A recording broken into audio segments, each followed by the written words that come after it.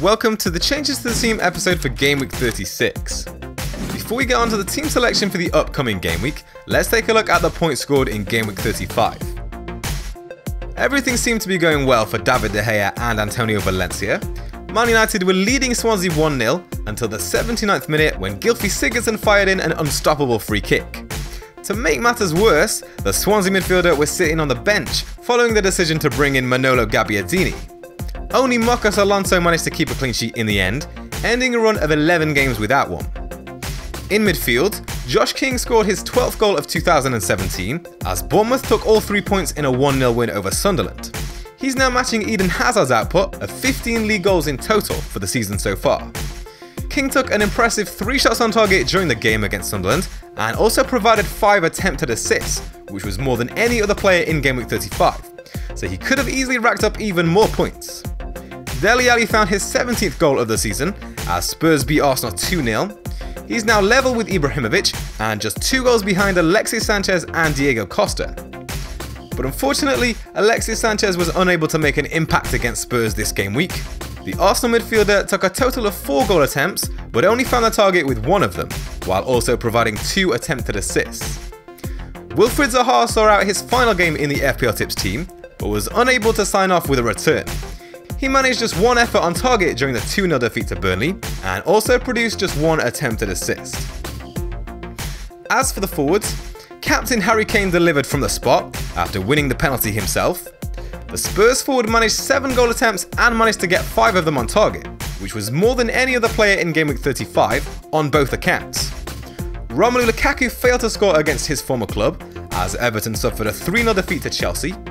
The Belgian did however manage 5 goal attempts, with 2 of them forcing saves from Courtois. Finally, Manolo Gabbiadini was far from impressive, failing to find the target with either of his 2 goal attempts before being subbed off prior to the 60-minute mark to return just 1 point.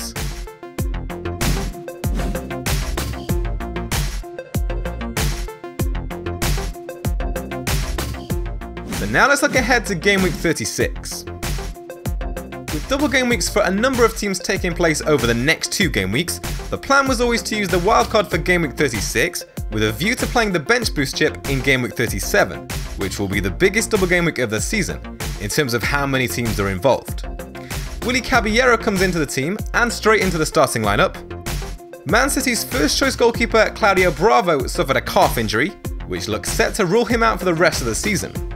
Caballero is expected to deputise in goal for the 3 remaining game weeks, where Man City will face home games against Crystal Palace, Leicester and West Brom, as well as an away trip to Watford. In defence, Yoshida comes in ahead of Southampton's 2 double game weeks. They'll face both Liverpool and Arsenal during Game Week 36, and while a clean sheet seems unlikely, the centre-back is budget-friendly and has good attacking potential. He's taken 6 goal attempts during the last 6 game weeks, with 3 hitting the target. There's also a place for Nacho Monreal, ahead of Arsenal's 2 double game weeks. He's been used as both a left centre-back and also a wing-back in Arsenal's new system, so his place seems fairly secure. Marcos Alonso will keep his place in the team, ahead of Chelsea's home fixture against Middlesbrough. Eden Hazard comes in midfield, with the Chelsea midfielder in fine form. He's been directly involved in 6 goals during his last 6 games, scoring 4 times himself and providing 2 assists. Alexis Sanchez and Dele Alli keep their places, as does Josh King, who is one of just 2 players in the squad without a double game week in Game Week 37. On current form, it was impossible to lose the Bournemouth attacker, and his remaining fixtures are good.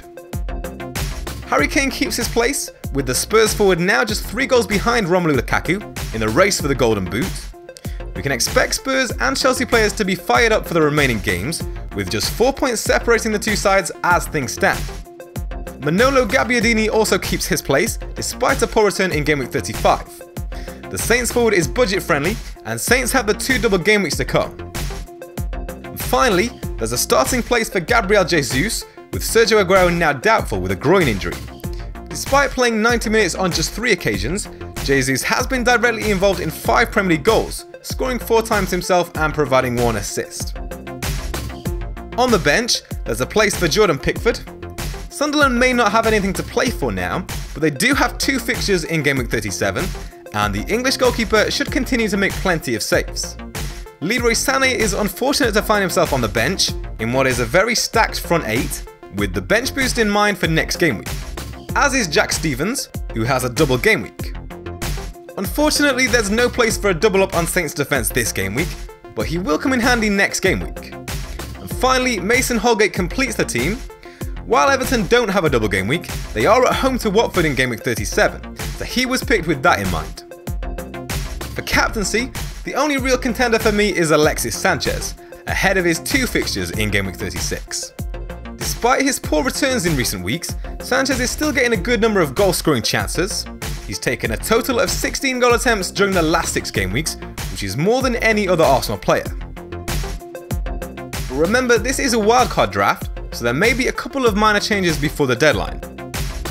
As always, you can keep up to date with any late changes by following FPLtips on Twitter. And don't forget to like, comment and subscribe if you've enjoyed the video.